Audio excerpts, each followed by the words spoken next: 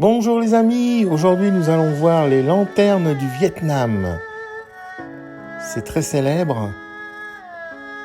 À Hanoï par exemple, au mois de décembre, il y a déjà plein de boutiques qui vendent des lanternes, des lampions, tout du matériel de décoration incroyable pour la fête de Noël et la fête du Tet.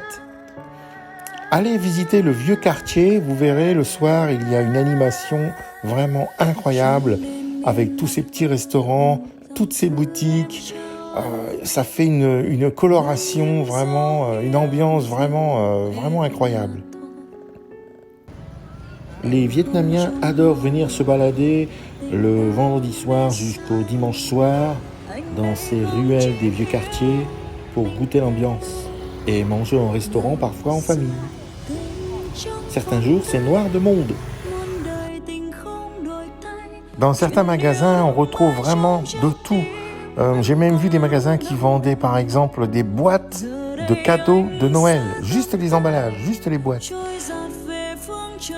Et en général, dans toutes les boutiques, que ce soit des bars, des restaurants, des hôtels, il y a des lampions partout, des lanternes partout.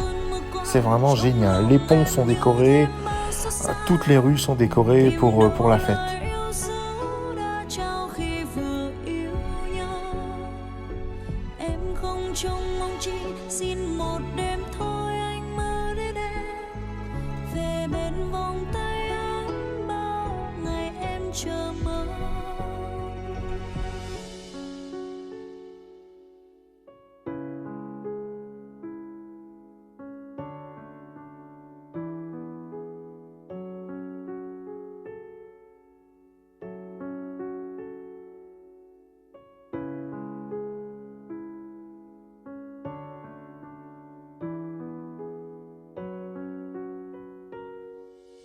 Trong đêm miên man từng dòng thư em cho anh với những dấu yêu riêng về anh mà thôi. Em không trông mong cuộc tình ta luôn mê say vì anh đây không chỉ yêu mình em. Ngày xưa tình trong vòng tay, muôn đời tình không đổi thay. Chuyện yêu đắm mãi trong trái tim vẫn còn luôn đong đầy. Giờ đây anh xa tầm tay, trôi giạt về phương trời nào. Riêng mình em giờ đây lẻ loi mãi mong chờ anh người ơi. Đêm bao cơn mưa qua trong lòng em như thêm bao xót xa. Tìm đâu lời yêu dấu đã cho khi vừa yêu. Trong mong chi xin một đêm thôi anh mơ đến em về bên vòng tay ấm bao ngày em chờ mong. Hai người có hay chẳng tình em mỏi mòn nhớ thương anh hoài mong. Biết sao trái tim anh giờ đây đã thuộc về ai sáng mãi rất xa. Đêm bao cơn mưa qua trong lòng em như thêm bao xót xa. Tìm đâu lời yêu dấu đã trao khi vừa yêu nhau. Em không trông mong chi xin một đêm thôi anh mơ đến em về bên vòng tay ấm bao ngày em chờ mong. Về bên vòng tay ấm bao ngày em. Au XVIe et XVIIe siècle, le port de Hoi An est vraiment très important au niveau du commerce pour toute la zone Sud-Asie. Il y a une importante population chinoise qui vit sur place, et parmi ces immigrés chinois, il y a on va dire le père fondateur des lanternes du Vietnam. C'est monsieur Xiao Dong. Lui, il travaillait dans le papier.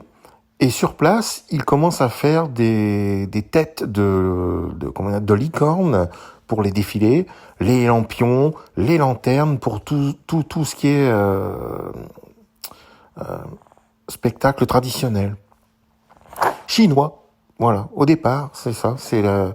Et petit à petit, la population trouve que c'est très joli et adopte complètement ces lanternes qui sont utilisées tous les jours de pleine lune, et en particulier pour la fête du Tet. Alors là, c'est vraiment le festival à ne pas louper, parce que toutes les maisons, tous les jardins, toutes les rues, les ponts, tout est décoré partout, même les bateaux.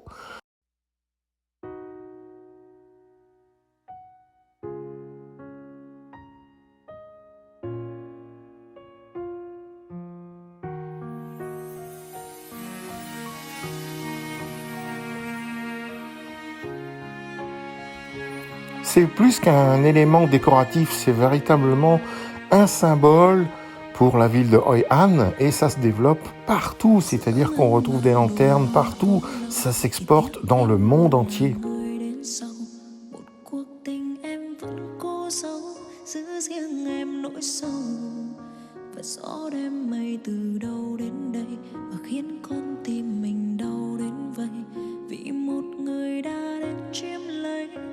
Rung động về ai, nhìn bóng lâu nghiêng dấu như lòng mình còn nhiều chơi phai.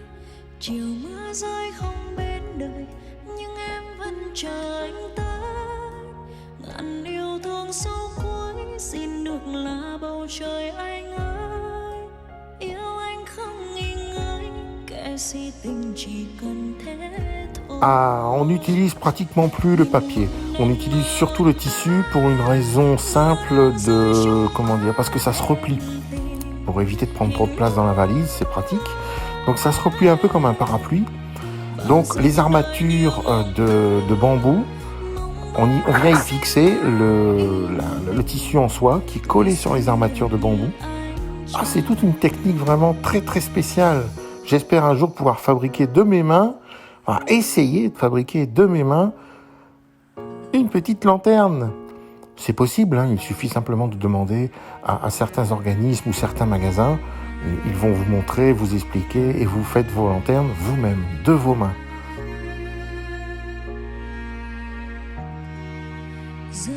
J'adore la ville de Hoi An parce qu'elle a vraiment un charme, une authenticité avec ses petites maisons jaunes, ce calme. Franchement, c'est vraiment impressionnant. Et puis on peut également visiter des maisons authentiques et très très anciennes, qui ont déjà plusieurs centaines d'années. C'est vraiment très intéressant à voir et à visiter. Et puis c'est une profusion de petits magasins qui vendent vraiment tous les objets artistiques, tout l'artisanat local. Franchement, c'est splendide. Il y a également des temples qui valent vraiment le détour.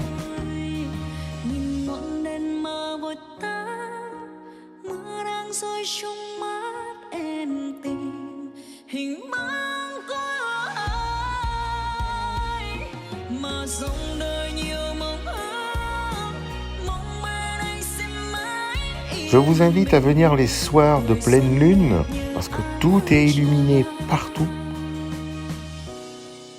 Et en plus, vous n'avez pas que ça, vous avez également les gens qui viennent déposer des petites bougies sur des petits paniers tressés. Ils viennent les déposer sur l'eau. Ah oui, ça apporte un charme vraiment, vraiment très typique. Ça apporte même du romantisme. J'ai retrouvé des lampions et des lanternes un peu partout, jusque dans le delta du Mékong, et également sur l'île de Phu Quoc. Ah oui, c'est fou. On aime bien cette décoration qui a vraiment un aspect un peu chinois, vraiment très très asiatique, et certaines couleurs transportent des messages. Par exemple, le rouge, c'est pour porter chance, signe de bonheur. En fait, chaque couleur a un code.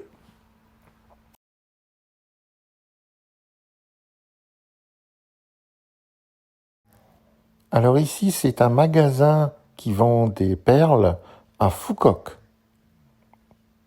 Ici, c'est à Saigon, la Ho Chi Minh Ville.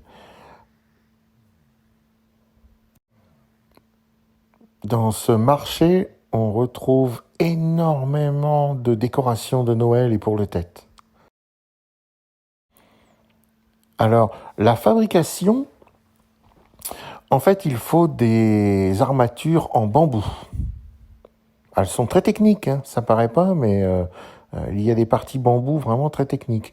On met un fil autour de l'armature pour pouvoir donner une forme soit ronde, soit un peu oblongue, en forme de poire. Il y a vraiment toutes sortes de choses. Alors la personne pose du tissu, elle met d'abord de la glu sur les armatures en bambou, et ensuite elle met un bout de tissu, elle tend un bout de tissu en soie. La soie est utilisée parce que c'est quelque chose qui est assez solide et translucide. Voilà. Et on peut venir la peindre, on peut l'imprimer, on peut la décorer, la broder, on peut faire ce que l'on veut.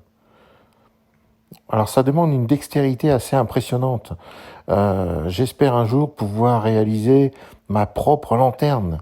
C'est possible, hein, on peut demander et s'inscrire et vous la réalisez de vos mains.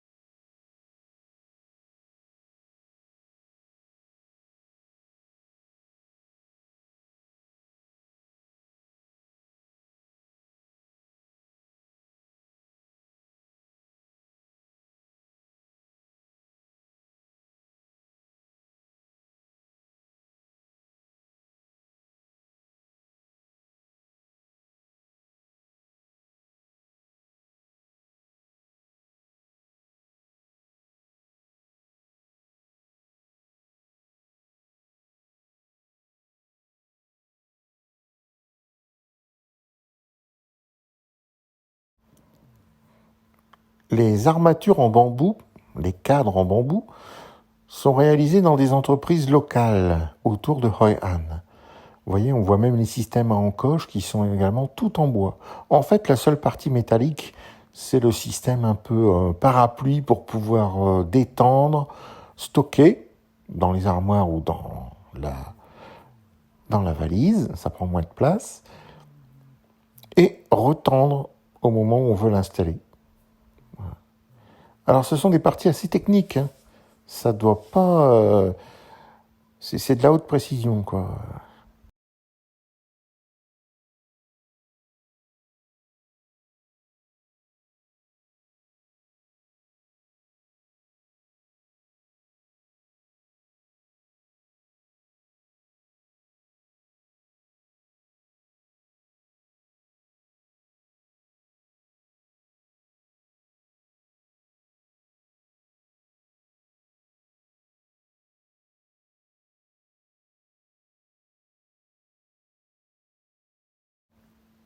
Alors, il y a énormément de boutiques qui fabriquent et qui vendent des lanternes à Hoi An. Vous voyez, par exemple, cette dame, on la voit presque plus à l'intérieur de sa boutique tellement il y a de lanternes autour. Anh mang đôi hoa có lâu, chỉ tiếc em luôn là người đến sau. Một cuộc tình em vẫn cố giấu, giữ riêng em nỗi sâu. Và gió đem mây từ đâu đến đây và khiến con tim mình đau đến vậy. Vì một người đã đến chiếm lấy những rung động về ai. Nhìn bông lâu nghiêng giống như lòng mình còn nhiều chơi phai. Chiều mưa rơi không bên đời nhưng em vẫn chờ anh tới. Ngàn yêu thương sâu. Alors ici, la dame est en train de poser de la glu sur les armatures en bambou avant de déposer et de tendre la toile de soie. Nhìn ngọn đèn mờ môi ta, mưa đang rơi trong mắt em tìm hình bóng. sống đời nhiều mộng ước, mong mơ Alors, ai xem on va même voir un arrivage tuổi par moto xuân như anh. de ces fameuses armatures en bambou. Vous voyez, elles sont accrochées tout ensemble en grappe avec une petite cordelette à l'arrière de la moto. Et roulez jeunesse!